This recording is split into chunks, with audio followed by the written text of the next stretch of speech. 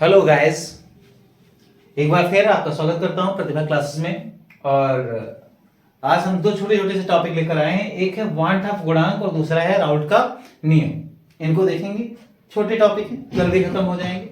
और बोर्ड में इस वांट ऑफ गुणांक से न्यूमेरिकल बन सकते हैं, राउट नियम से भी न्यूमेरिकल आते ही हैं कभी कभी, और राउट के नियम को कई बार पूछा जाता है। तो मेरी उम्मीद है इनमें से शायद कोई टॉपिक बोर्ड एग्जाम में आपके आ जाए, इसलिए ये दो टॉपिक अब हम देखेंगे एक एक करके। वांट ऑफ गुणांक होता क्या है, सबसे पहला क्वेश्चन ये है, वांट ऑफ गुणांक होता क्या है, इसकी आवश्यकता क्या है। तो वांट ऑफ गुणांक जैसा कि आप पहले पढ़ चुके होंगे, एक लेसन है विलेन। विलेन में आपने पढ़ा होगा कि जो विलेन होता है, विलेन के कुछ स्पेशल गुण होते हैं जिनको हम अणुसंख्यक गुण कहते हैं, कोलिगेटिव प्रॉपर्टी ऑफ सॉल्यूशन। ठीक है, विलेन के अणुसंख्यक गुण। और विलेन के जो अणुसंख्यक गुण होते हैं ये विलेय कणों की संख्या पर निर्भर करते हैं। मतलब विलेन के कुछ ऐसे गुण हैं जो विलेय कणों की संख्या पर निर्भर करते हैं।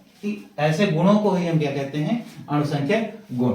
और ये अणुसंख्यक गुण हमको जब ज्ञात करना होता है, जैसे कि मान लीजिए आपने पानी में C6H12O6 को डाला, तो ये पानी के अंदर जाएगा। मान लीजिए आपने 1 मोल लिया, तो 1 मोल में इसके पार्टिकल कितने होंगे आपको पता होगा, 6.023 इंटू 10 टू द पावर 23। इतने पार्टिकल होंगे, इतने अणु होंगे इसके। तो जब इतने अणु होंगे तो आपके हिसाब से इतने का ही इसका जो भी कोलिगेटिव प्रॉपर्टी आप देख रहे हैं, परासरण दाब या RLVP, relative lowering in vapour pressure, वाष्प दाब में आपेक्षिक अवनमन हिंदी में बोलते हैं, और क्वथनांक में उन्नयन, या फिर आप डिप्रेशन इन फ्रीजिंग पॉइंट की बात कर लें, हिमांक में अवनमन, इन सबको चेक करना चाहेंगे तो इसी हिसाब से उसका कोलिगेटिव प्रॉपर्टी आएगा। लेकिन शर्त यह है कि अगर आप NaCl डाल दें उसके अंदर, मतलब सोल्यूशन बनाने के लिए वाटर के अंदर आपने NaCl डाला, तो आपने कितने डाले, 1 मोल ही लिया ये भी, तो पार्टिकल कितना होना चाहिए, 6.023 इंटू 10 टू द पावर 23। इतने मॉलिक्यूल्स तो आपने डाले, लेकिन जब ये जल के अंदर गए तो वहां पर मामला बिगड़ गया, ये कुछ बढ़ गए संख्या में। अब कितने बढ़ गए वो अलग बात है, 100% डिसोसिएशन होगा तो ये दोगुने हो जाएंगे। ये सारी चीजें अब आप कोलिगेटिव प्रॉपर्टी सोच रहे थे इस हिसाब से आपको मिले, लेकिन मिल रही है कुछ ज्यादा या कुछ कम। तो वो किस वजह से हो रहा है, वजह यह है कि यहां पर इसका या तो डिसोसिएशन हो रहा है, या तो वियोजन हो रहा है, या फिर एसोसिएशन हो रहा है, संगुणन हो रहा है। और जब कोई पदार्थ किसी विलेन में संयोजन या वियोजन प्रदर्शित करता है, संगुणन या वियोजन प्रदर्शित करता है, तो हमको आवश्यकता होती है वांट ऑफ गुणांक की। और वांट ऑफ गुणांक को हम रिप्रेजेंट करते हैं I से। वांट ऑफ फैक्टर जो होता है, जो वांट ऑफ फैक्टर है,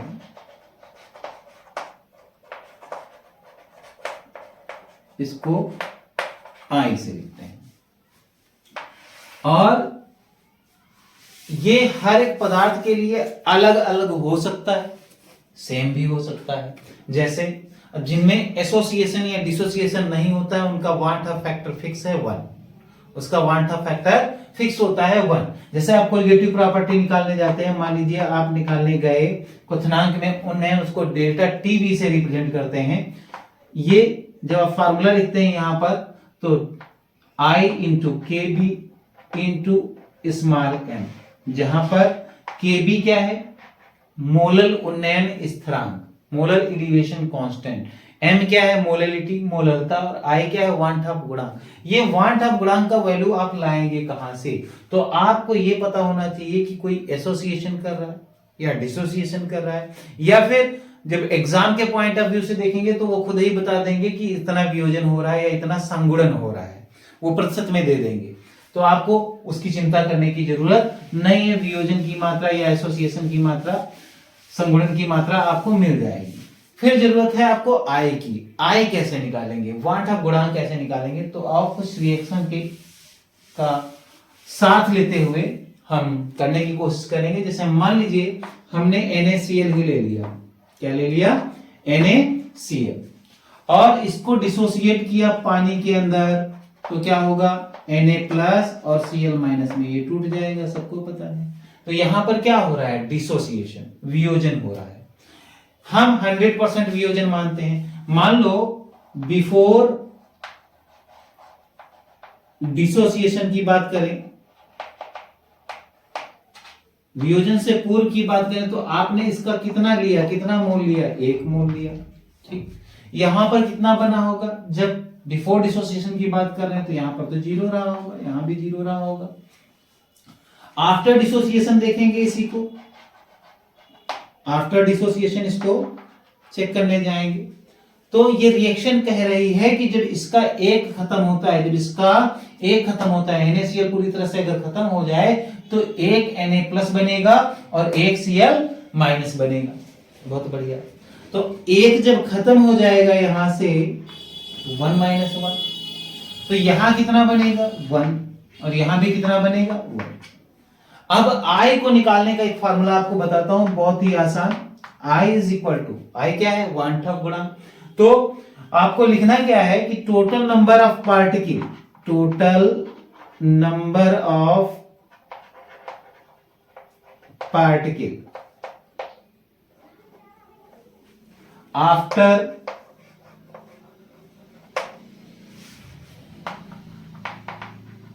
डिसोसिएशन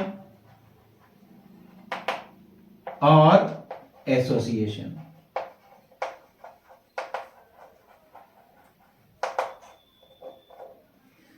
ये आपका I आ जाएगा। कैसे निकालेंगे, फार्मूला I बराबर total number of particle after dissociation और एसोसिएशन, मतलब वियोजन या संगुणन से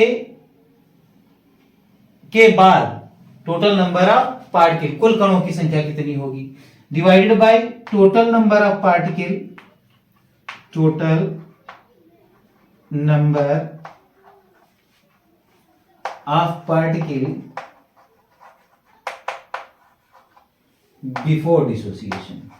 वैसे तो बहुत सारे फार्मूले हैं, लेकिन ये सबसे आसान है, हर जगह काम करेगा। आपको डिसोसिएशन एसोसिएशन दिया होगा, डिसोसिएशन और एसोसिएशन।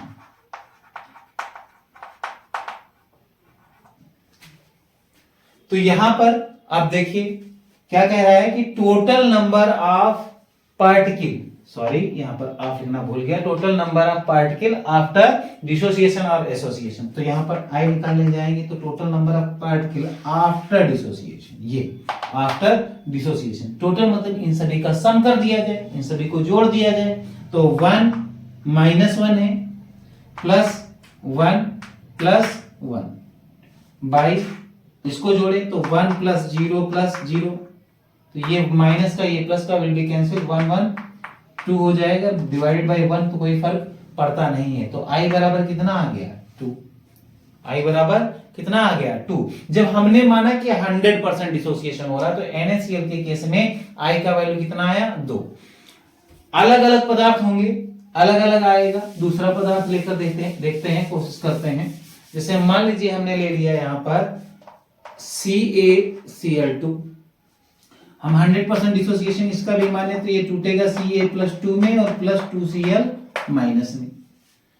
अगर हम कहें T = 0 मतलब कोई समय नहीं बीता है, ये बिफोर डिसोसिएशन की बात कर रहे हैं, तो बिफोर डिसोसिएशन इसका वैल्यू कितना है, 1 मोल, यहां पर कितना रहा होगा, 0, यहां पर भी 0। आफ्टर डिसोसिएशन हमने कहा कुछ समय के बाद डिसोसिएशन हो गया, T = T।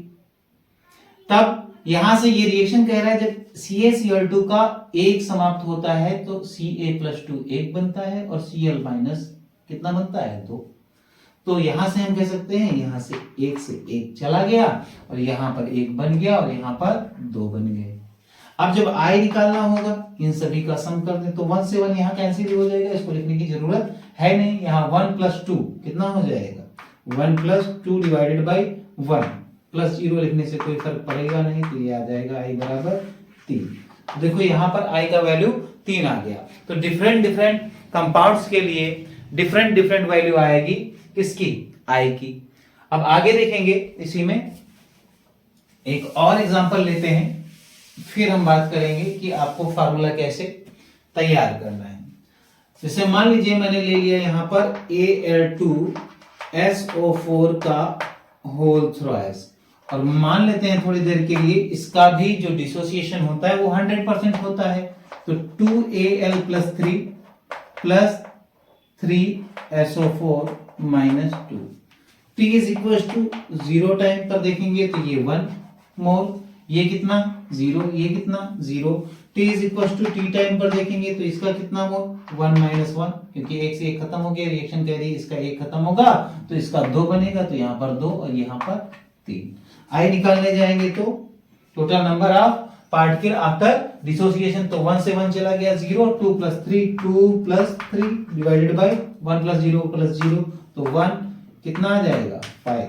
आई बराबर कितना आ गया 5। तो हर अलग अलग पदार्थ के लिए अलग अलग भी हो सकता है, सेम भी हो सकता है। जैसे मान लो मैंने NaCl लिया था, मैंने कहा कि 100% डिसोसिएशन तो 2 आया था। मैं KCl ले लूं और कहूं 100% डिसोसिएशन तो वहां पर भी 2 आएगा। मैं कह दूं कि MgO ले लूं और कहूं 100% डिसोसिएशन तो वहां पर भी 2 आएगा। तो इन सभी में 2 आ रहा है देखो। तो सिमिलर भी आई आ सकता है और डिफरेंट भी आ सकता है, लेकिन ये हमको कैसे पता चलेगा कि डिसोसिएशन 100% है या कम है या फिर ज्यादा है। ठीक है, 100% से ज्यादा कुछ हो सकता है क्या, डिसोसिएशन तो नहीं होगा ना। तो फिर अब बात करें कोई पदार्थ लेकर, जिसका कोई भी पदार्थ ले लीजिए, मान लीजिए हमको नहीं पता कि डिसोसिएशन कितना होता है, जैसे कि CaNO3 का होल ट्वाइस, इसका डिसोसिएशन नहीं पता है, इसका वियोजन हमको नहीं पता है, लेकिन ये पता है ये Ca+2 और NO3 माइनस में टूटेगा। ठीक है ना। तो हम मान लेते हैं कि T is equal to T time पर, sorry T is equal to 0 time पर, ये तो 1 ही है, तब तो ये 0 ही रहा होगा। अब T is equal to T time पर हम मान लेते हैं कि इसकी वियोजन की मात्रा अल्फा है। कितनी है, अल्फा। अभी हमको नहीं पता है कितना यहां से कम पड़ रहा है, कितना टूट रहा है, तो हमने मान लिया कितना है अल्फा। डिसोसिएशन की मात्रा क्या है, अल्फा। तो जब ये रिएक्शन कह रही है कि इसका एक टूटता है तो इसका एक बनता है, इसके 2 बनते हैं। अब कह रहा है इसका कितना वियोजित हुआ, अल्फा, तो इसका बना कितना होगा, अल्फा। इसका कितना बना होगा, जब इसका एक खत्म होता है तो यहां पर 1 बनता है। जब इसका अल्फा खत्म हुआ तो यहां कितना बना होगा, अल्फा। यहां पर कितना बना होगा, 2 अल्फा। अब अगर आई निकालने जाए तो आई बराबर 1 minus alpha plus 2 alpha divided by 1 plus 0 कोई फर्क नहीं पड़ता। तो प्लस का अल्फा और माइनस का alpha will cancel is equal to 1 plus 2 alpha.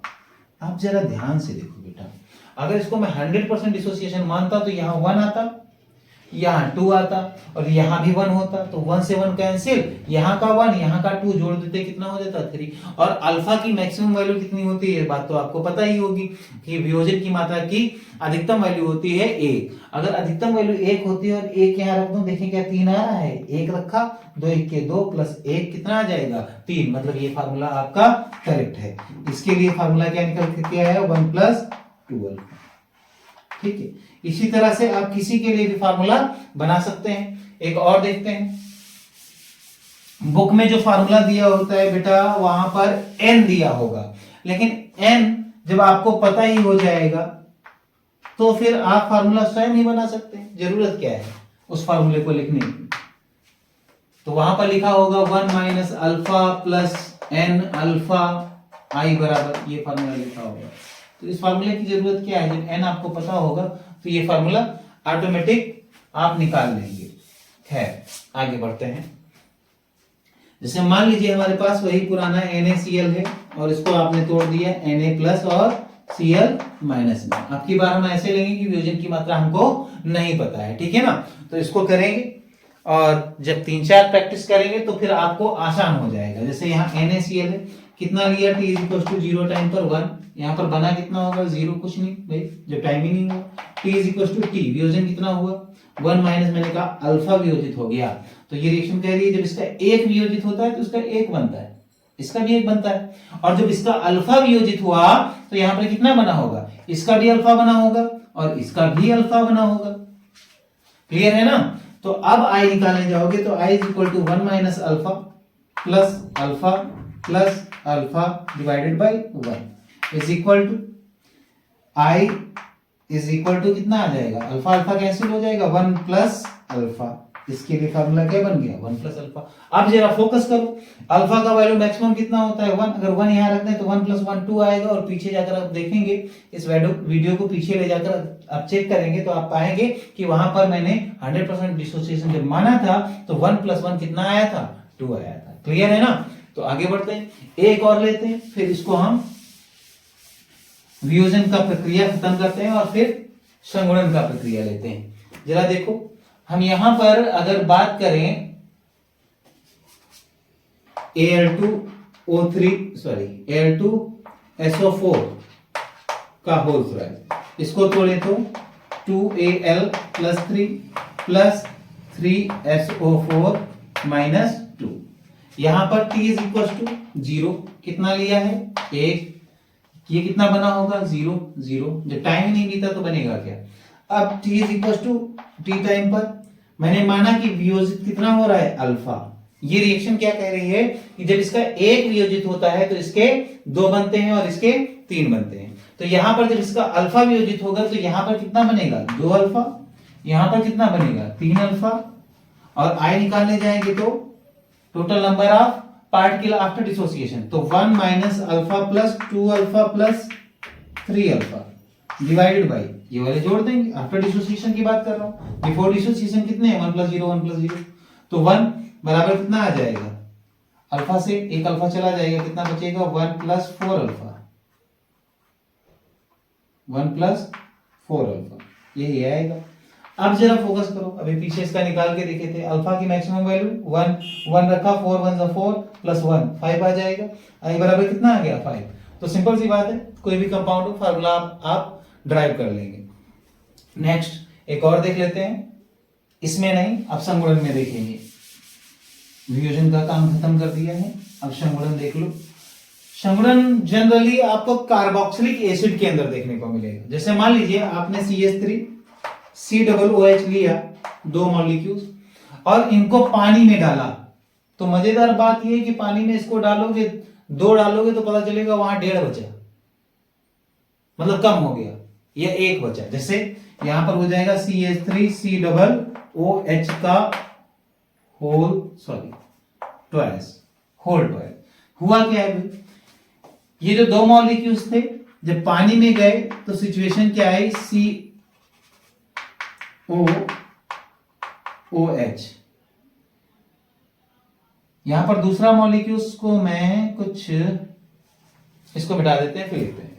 Formula आपके पास तो लिख ही गया होगा, नोट कर लिया होगा आप लोगों ने। 1 मिनट, इसको थोड़ा सही से साफ कर लें फिर देखते हैं। 1 मिनट। तो C डबल बॉन्ड OOH, थोड़ा नीचे लिख लेता हूं, C डबल बॉन्ड OOH और CH3, ये दूसरा मॉलिक्यूल 2 लिए, 2 मॉलिक्यूल्स ले लिए। ये हाइड्रोजन का इलेक्ट्रॉन ऑक्सीजन की ओर ट्रांसफर हो जाता है क्योंकि ऑक्सीजन अधिक इलेक्ट्रोनेगेटिव, तो इसके पास इलेक्ट्रॉन की कमी आ जाती है, जिससे हाइड्रोजन क्या हो जाता है इलेक्ट्रॉन डिफिशिएंट, और इसके पास लोन पेयर ऑफ इलेक्ट्रॉन बचे हुए हैं, तो ये इसकी ओर अट्रैक्ट होता है और यहाँ पर एक बॉन्ड बनता है जिसे कहते हैं हाइड्रोजन बॉन्ड। हाइड्रोजन बॉन्ड के द्वारा ये जुड़ जाता है, तो 2 मॉलिक्यूल डालने पर यहाँ पर आपको कैसा नजर आ रहा है कि 1 मॉलिक्यूल बन गया। अब इसके लिए जब वांठा गुणांक निकालना है तो इस प्रक्रिया को हम कहते हैं संगुणन। संगुणन मतलब एक दूसरे से जुड़ जाना। तो यहां पर 2 मॉलिक्यूल डाले थे, वो आपस में कनेक्ट हो गए।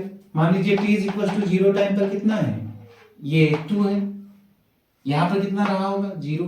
t is equal to t time पर ये कह रहा है जब इसके दो खत्म होंगे तब इसका एक बनेगा, मतलब दो से कितने चले गए, दो, यहां पर बना कितना, एक। अब अगर आई निकालने जाएंगे तो इसका सम कर देंगे, तो दो से दो चला गया, यहां पर जीरो हो जाएगा, वन बचा, डिवाइडेड बाई कितना, पहले वाला, टू प्लस जीरो तो टू, आई बराबर कितना आ गया, वन बाई टू।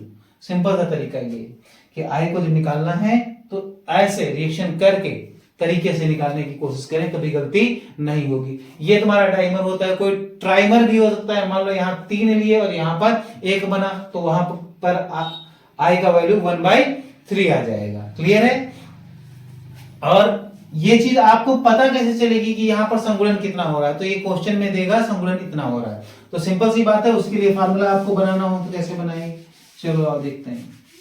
इसी में पहले इसी में शुरुआत करें, यहां पर 0 तो t is equal to T time पर, यहां पर 2 लिया था आपने और 2 से कितना वियोजित हो रहा है, हमने कहा कि अल्फा वियोजित हो रहा है, कितना, 2 अल्फा। यहां मल्टीप्लाई जरूर करा देना संख्या का।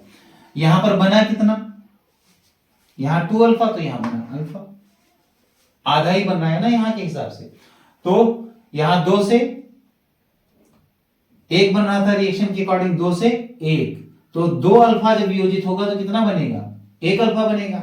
आप आई निकालने जाओगे तो आई बराबर alpha, sorry 2 minus 2 alpha plus alpha by 2, तो यहां से 2 अल्फा से 1 अल्फा चला गया, 2 minus alpha by 2।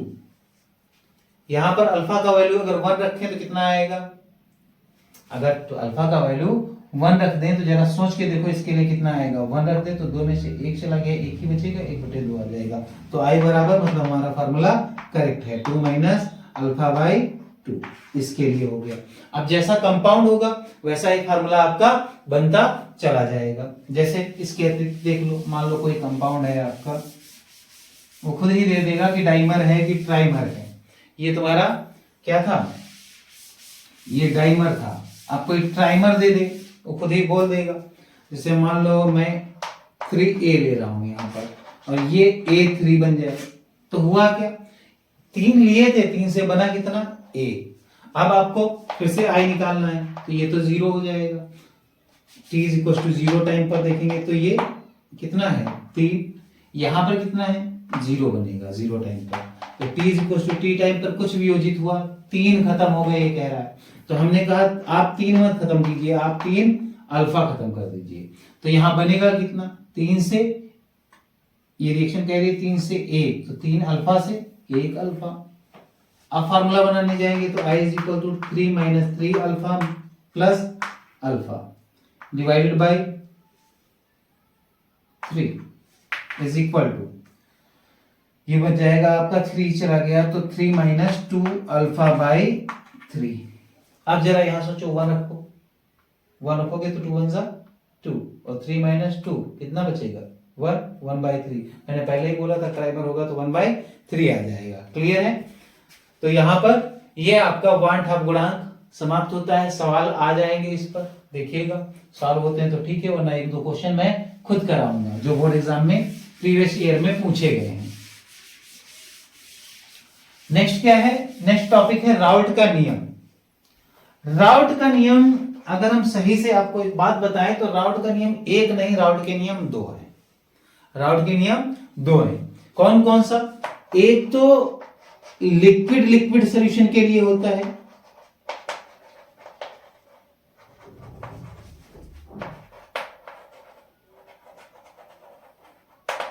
For liquid liquid solution, और दूसरा होता है तुम्हारा लिक्विड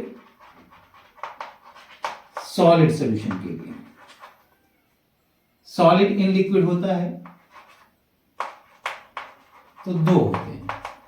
डेरिवेशन पूछेगा तो नेक्स्ट किसी लेक्चर में अगर मौका मिला तो हम डेरिवेशन करा देंगे, वरना आप देख सकते हैं कराया गया होगा, आपके सामने कराया होगा, ये पूछ सकते हैं। लिक्विड लिक्विड सॉल्यूशन में और लिक्विड सॉलिड सॉल्यूशन में राउट का नियम कैसे फॉलो होता है इसकी बात करेंगे। क्या होता है राउट का नियम, तो जब लिक्विड लिक्विड सॉल्यूशन होगा तो उसके लिए राउट का नियम क्या कहता है, अब आप खुद से सोचिए, कंटेनर लीजिए और दो वोलेटाइल सब्सटेंस के अंदर डाल दीजिए। मान लीजिए एक इस कंटेनर के अंदर और एक इस कंटेनर के अंदर। नॉन वोलेटाइल सब्सटेंस नहीं लेने हैं, ये दोनों वोलेटाइल होंगे। क्यों वोलेटाइल होंगे? क्योंकि लिक्विड है। वोलेटाइल का मतलब होता है वाष्प से, जिसमें वाष्प निकले, तो इनसे वाष्प निकलेगी। अगर ये बर्तन खुला है तब तो कोई फर्क नहीं पड़ेगा, लेकिन अगर ये बर्तन बंद हो, ये बर्तन बंद हो, तब सिचुएशन क्या होगी जरा ध्यान से समझिएगा। इसकी वेपर निकलेगी, ऊपर जाएगी, जब जगह नहीं मिलेगी तो वापस नीचे आएगी, और जब वापस नीचे आएगी तो इस लिक्विड की सरफेस पर एक प्रेशर लगाएगी। इस लिक्विड की सरफेस पर एक प्रेशर लगाएगी। ऐसा ही यहां भी होगा, प्रेशर लगेगा।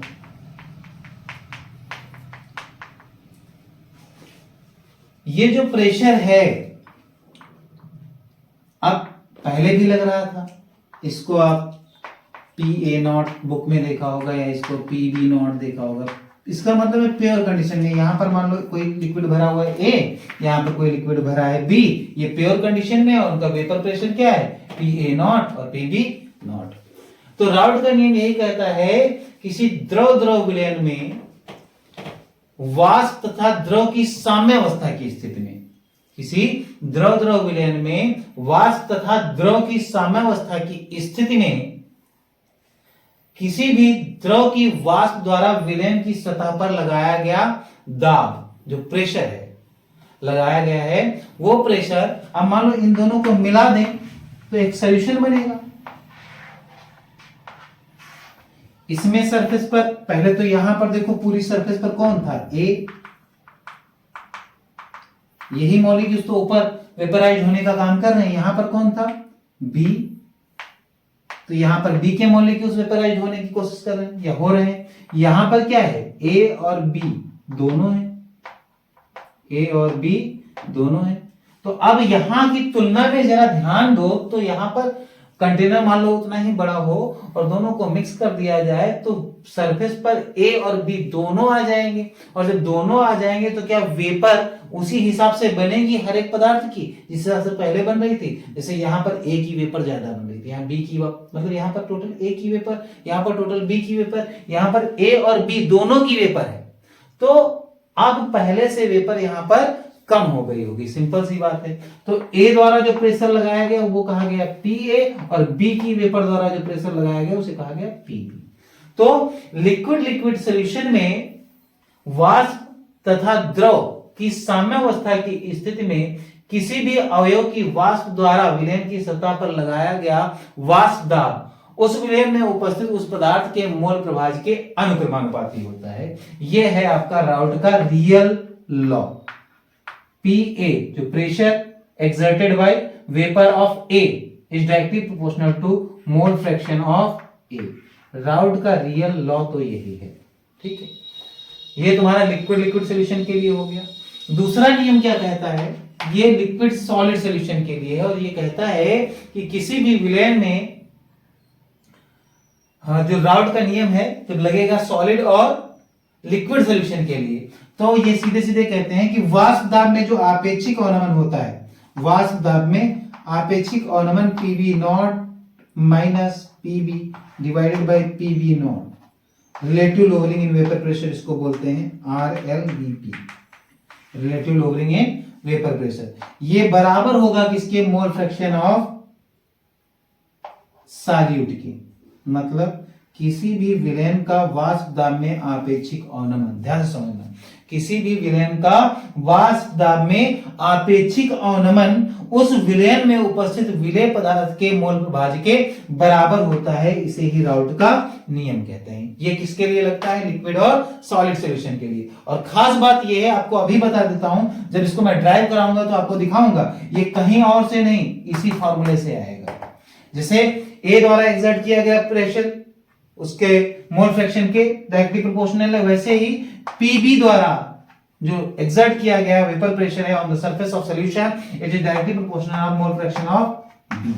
ये इन दोनों फार्मूले से मैं इसको लाके आपको दिखाऊंगा, बहुत ही आसान है। क्लियर है? अभी तो बात समझानी थी आपको कि राउट का नियम होता क्या है, तो दोनों बता दिए।